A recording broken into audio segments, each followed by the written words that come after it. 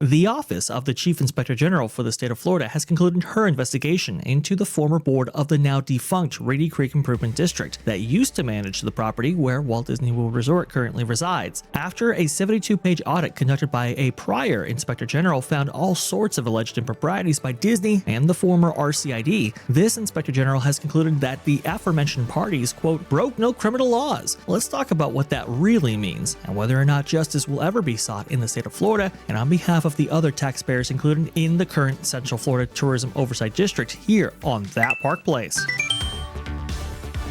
State investigator found former Reedy Creek Improvement District broke no laws prior to DeSantis takeover. What are they talking about here? Asterisk. Thank you, Marvin. Very much appreciate that, because we're going to need a lot of asterisks in this story. This obviously talking about the fallout of the Reedy Creek Improvement District, or the RCID, and during its transformation into the CFTOD, as we lovingly call it, but the Central Florida Tourism Oversight District. There was a lot of allegations being thrown around, especially by an Office of the Inspector General's report talking about the alleged improprieties by the Reedy Creek Improvement District and its board in a 72-page document detailing all kinds of fascinating things and how Disney enriched themselves in multiple ways, utilizing these RCID powers that were granted. And you'll remember that this was the big audit that really confirmed a lot of findings that people had alleged maybe previously, but really this Office of Inspector General's report really kind of put it into focus, just, what was actually going on while the RCID was actually in place. But now we have apparently this new report suggesting that, hey, they broke no laws in what they did, at least the board, that being the board of the Reedy Creek Improvement District. Let's go ahead and read the article and see what they're saying. Newly obtained memo shows that Florida's Chief Inspector General found that the former Reedy Creek Improvement District Board of Supervisors broke no criminal laws prior to Ron DeSantis' takeover in early 2023. Florida's Chief Inspector General quietly closed the review and didn't make any recommendations. The memo also says that the Florida Department of Law Enforcement closed its case against the former RCID, quote, due to a lack of criminal predicate. In short, there was nothing criminal about the activities of the former RCID. Nothing criminal. That's quite the allegation right there. What I like to do with articles like these is I like to go to the memo itself and see what was actually said. And so we actually have a copy of the memo right here, Office of the Governor, and the Chief Inspector General, in this case being Melinda McGill, as you can see right here. On April 3rd, 2023, the Office of the Inspector General received a request from Governor Ron DeSantis requesting that the OCIG, or the Office of the Inspector General, in consultation with the Florida Department of Law Enforcement, review and investigate the actions of the Reedy Creek Improvement District and its Board of Supervisors, and, or if appropriate, refer any legal or ethical violations to the appropriate authorities. Governor DeSantis requested that the review consider the following. You can kind of see right there what they were actually looking at. What I find most interesting about this memo is that it really only investigates the findings associated with one particular aspect of the RCID, and that was essentially the capture of that board and its employees by handing out annual passes and tickets, sometimes for free, sometimes at a discount. That was alleged in the, or I should say actually confirmed in the original audit on page 7 right here. In addition to structural advantages for Disney and the RCID arrangement, Disney also worked to completely capture not only the RCID Board of Supervisors, but all RCID employees, the employees that were charged with overseeing and carrying out the government functions in the district. You could actually see how they were able to do that right here. But this finding, or this memo, didn't really go into the other allegations that the original Inspector General made with this 72-page document. I find that very, very curious, but I kind of want to hear the panel's thoughts on this. So let's read a little bit of this right here. The millions of dollars of annual passes for entry to Disney theme parks worldwide, at least the RCID recipient and 3 family members receiving that. Right there, end of story. That is illegal. That is totally not okay, and is something that I'm not saying somebody should be charged for that, because a lot of them were doing it because it's what the last guy did. It doesn't make it not illegal just because the last person did that. A 40% discount on Disney cruises for someone who is not an employee of the Walt Disney Company, that sounds like a kickback. Free transferable single-use tickets during the holiday season, steep discounts on Disney merchandise, steep discounts on food and beverage in Disney theme parks and resorts, access to non-public shopping reserved for Disney cast members where merchandise was steeply discounted and items were made available that were otherwise not available for public purchase. They were being treated as employees of the district that they were supposed to be governing. So for someone to say that this is not criminal activity, that is not understanding what criminal activity is. Here's a good one right here. Lack of criminal predicate here from WDW Pro refers to here. Sorry, forgot who had the screen there. Lack of criminal predicate refers to the government officials of RCID who enjoyed a higher degree of protection due to their, at the time, government roles. In essence, the alleged muni bond fraud would sink a private citizen, but it is difficult to prosecute against the entire board of quote unquote elected officials. Culture? Why is elected in quotes, would you think? Well, there's a level of fraud and graft and things like that I think that would apply more to people who were actually elected. These people could not be quote unquote actually elected because they weren't actually elected. They were chosen by Disney directly. There was no, election that was quote unquote held by the many residents of the areas. At least that's my understanding. All 12 residents of the city. The many. See, many, and chosen residents. Exactly. Hey, Marvin. Yes, if sir. you commit a crime, do you expect to be prosecuted? Well, it depends on who I am. Well, that is an excellent question. Are you? Well, no, I mean, if his last am I me? If I'm me, then yes. Yeah, but if your last name is Biden, you're fine. That's a very good point. Pardon me on the political take there. Sorry.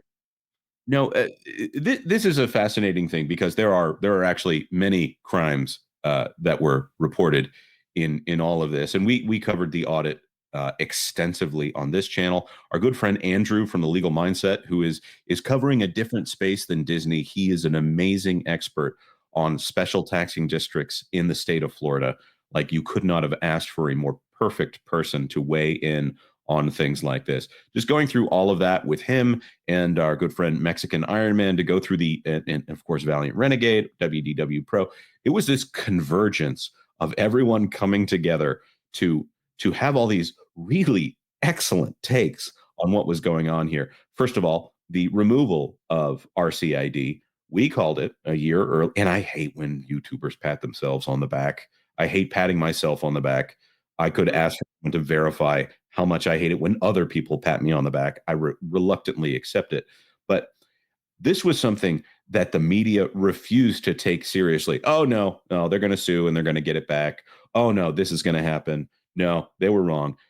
The municipal bond thing, it was supposed to be a public-private partnership, and it was a private partnership because Disney controlled all of the people that were elected. Who were they elected by? They were elected by people that Disney controlled.